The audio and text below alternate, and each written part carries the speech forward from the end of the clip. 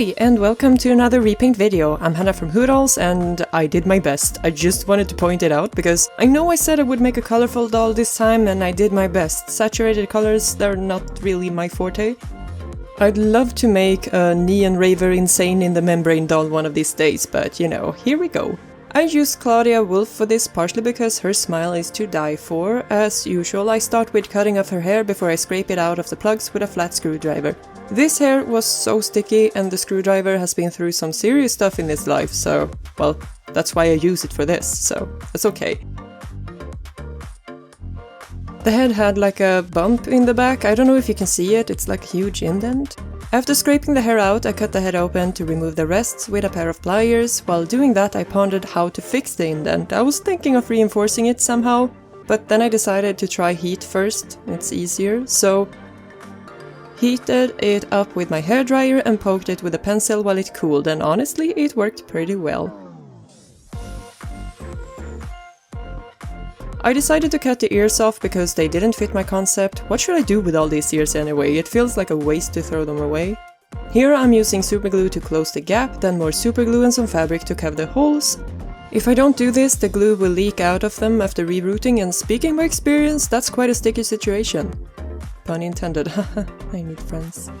Following that, I cleaned the paint off with 100% acetone, creating a blank canvas for me to work on. This is always so satisfying. I do leave the yellow paint on the scalp because I'm painting that green anyway. It took some effort to raise white paint on the teeth, but with a Q-tip and some determination, it worked out fine. Then I dotted green and yellow paint straight onto the scalp and painted it. It didn't matter if it was one solid color since it's getting covered in hair anyway. This hair is bought from Custom Doll Hair Australia on Etsy. It's really pretty and will be perfect for this spring doll. I use this hand drill with a cut needle as a reroute tool, add a strand to the needle and then stab the head with it by twisting it. Then I can just retract and the hair stays. It looks so cool. First I concentrate on making the hairline dense before I reroute the rest a lot thinner. This whole head took around 3.5 hours, so I did a lot off camera while watching some anime. Then I add a bunch of glue to make it all stay, smush the glue around with a Q-tip and then leave it until the next day. I had a vision of a hairstyle and tried following a tutorial for this. Since I'm lost at how to style this type of hair, I kind of gave up on doing the hairdo properly though, because styling hair on a tiny doll head it's a challenge in itself. First I wanted it like a mohawk, but then I changed my mind and made a bun.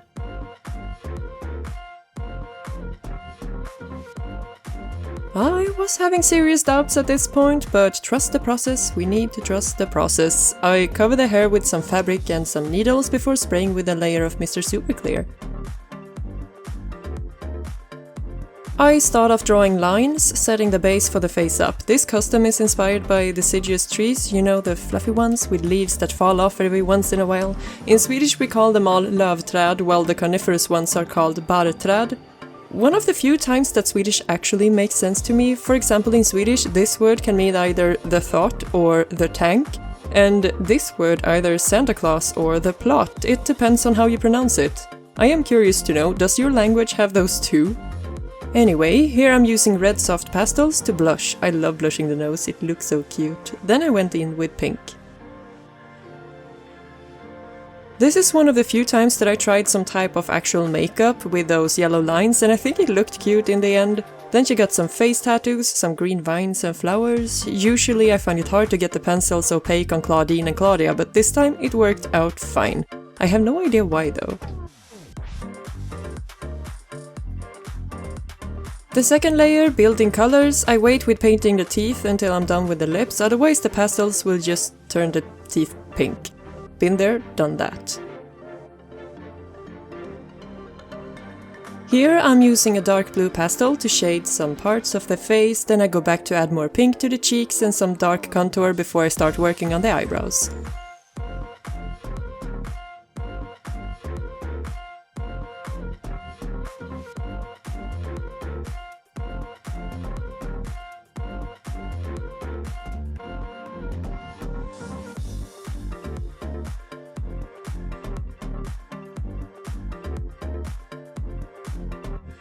I fill in the tattoos before I go in to make some thin blue veins.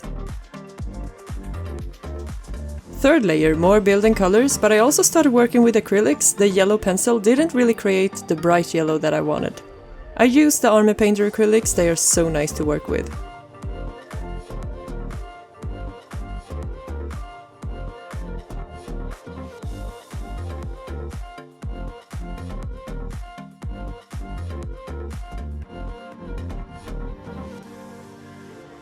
Finally, I can paint the teeth. I watered down the paint to avoid brush strokes, then I went back to add more yellow, made some dots, because they're cute.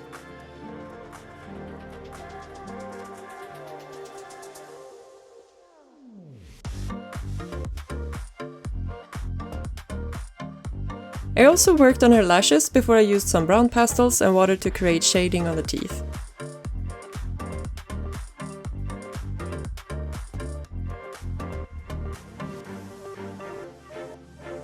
Here I'm blushing with blue pastels inside the eyes.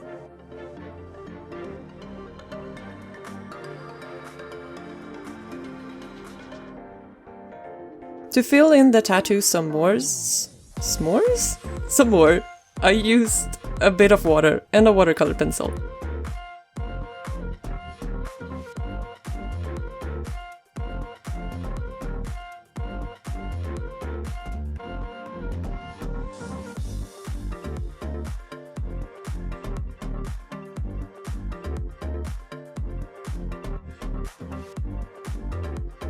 Here I'm using a cheap eyeshadow that will never ever go near my eyes. It works really well though on dolls, and it is still pretty sparkly after a layer of MSC. Still, I smoosh a lot of it onto the face because MSC will dull it down.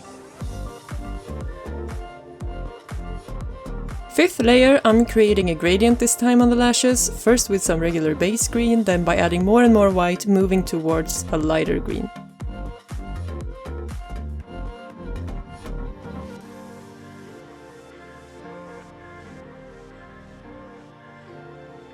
Finally, I can take off the cover. I wasn't happy with the position of the iris, so I used some Colero paints to fix that. First though, I glossed the lips and teeth with Tamiya gloss varnish.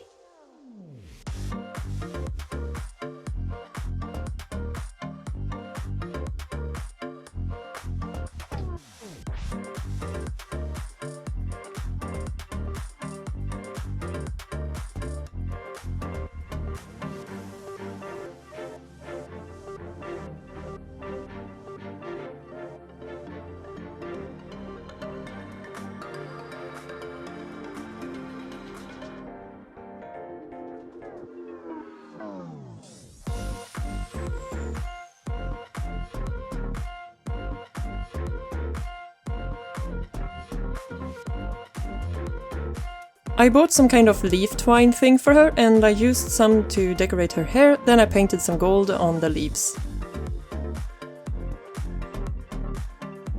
Scraped off some seams on the plastic, did some tidying and then painted the hands. I like doing this because it really makes the doll stand out from a store-bought one.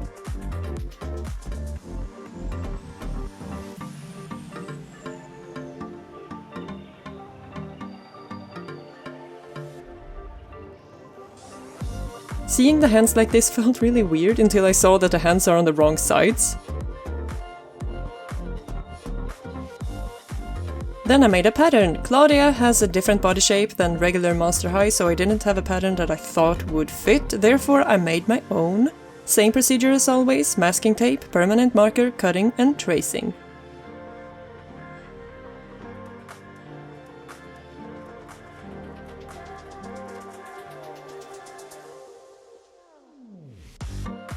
I glued the sides instead of pinning before sewing. I just think it's easier because the garments are so small. Then I sewed them, making some decorative seams while I was at it, then I hemmed with more glue before sewing that.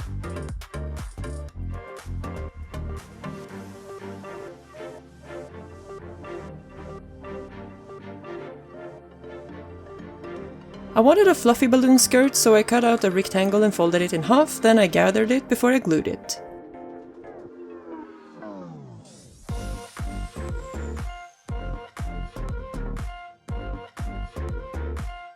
At first I was going to add it to the bottom of the bodice, but then I figured a high waist was much cuter, so I marked it out and attached it higher. Then I wanted the dress to be green. I used this fabric paint and well, it kind of turned into lumps in the water, so instead I painted on the side of the bowl to avoid that. And it worked really fine. I also added yellow because I wanted it brighter. Then this little ramen soup got some salt before I added a dress. I used a stone to keep it underwater.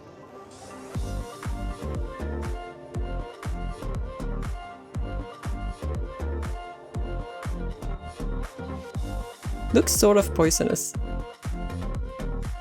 I left it overnight, hung the dress to dry while I was at work, and then I added some stuffing to make the skirt part more fluffy. The paint job was a bit patchy, which was fine, it was sort of an experiment, and I can fix that with some airbrushing. I punched some leaves in an adhesive plastic sheet and used that as a stencil. Then I attached it to the dress and used my airbrush. I moved them around and added more yellow to the green as I went, creating different shades of leaves. Then I created new ones and used them to make glitter leaves. I painted it with glue and added glitter to it.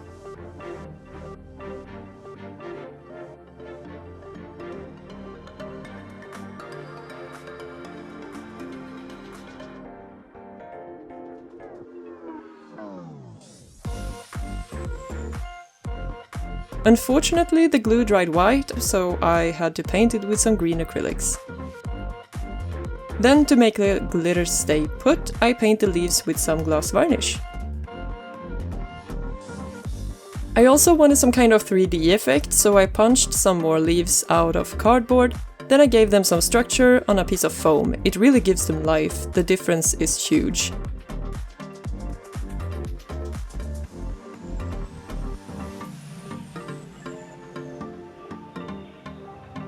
Then I painted some twigs and branches with acrylics in burnt umber. Then I added some paper butterflies. Some of them I kept yellow, some of them I painted lightly with orange.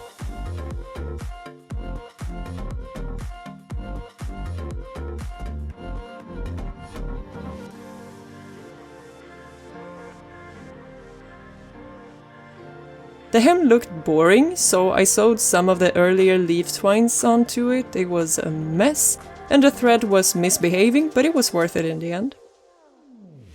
I also punched some butterflies out of gold glitter washi tape and taped them onto her legs. It needed some super glue in some places, but it looked super cool.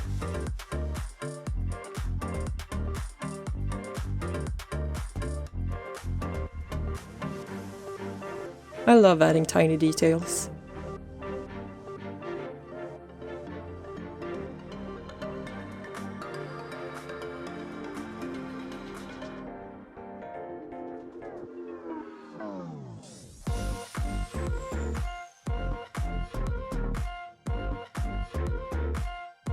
When I was a kid, I saw a huge tree that looked like this, and I really wanted to make similar flowers for her. I started off gluing some microbeads onto the ends of toothpicks. After letting that dry for a couple of minutes, I filled the gaps.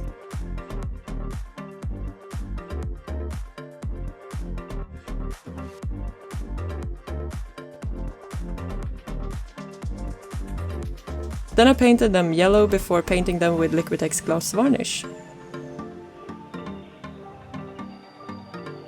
I glued some cut tissue papers to them to make them fluffier. Honestly, these turned out so cool that I'm kind of sad I only made 6 of them. After drying, I cut them off.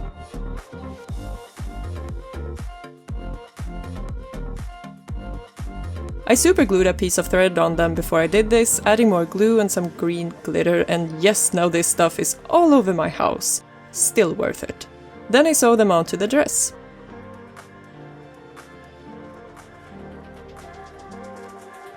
I wanted to give her shoes or some kind of footwear. I made those out of some fake leaves, then I just sewed them on. They're actually detachable, which is super neat.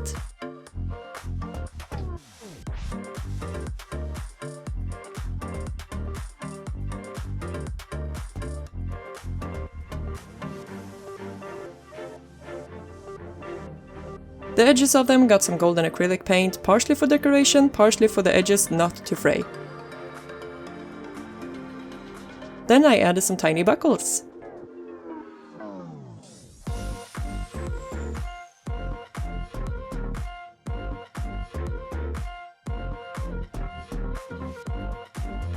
To hide thread and other imperfections, I glued some grass on some spots.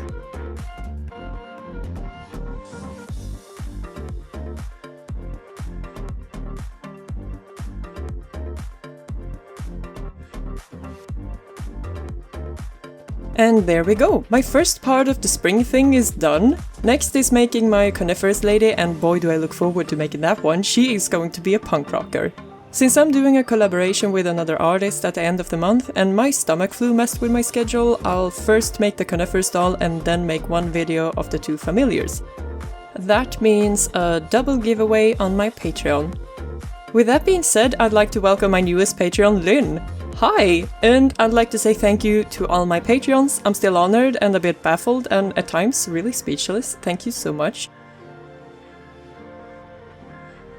I was going to take spring pictures with this one, but we're still having snow and everything is still pretty, brownish yellow in nature, so I had to make do being inside. Lynn is Old Swedish for maple, so I thought a fitting name for her. Having it correlate with Lynn the Patreon makes it even more perfect. Nowadays it's called Lund though.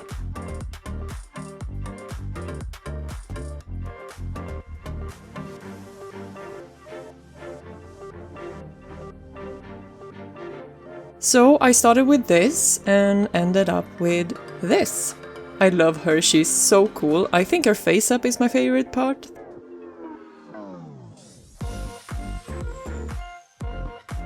Thank you so much for watching the process. I hope you have a nice day or evening, depending on when you're watching this, I guess. Until next time, bye!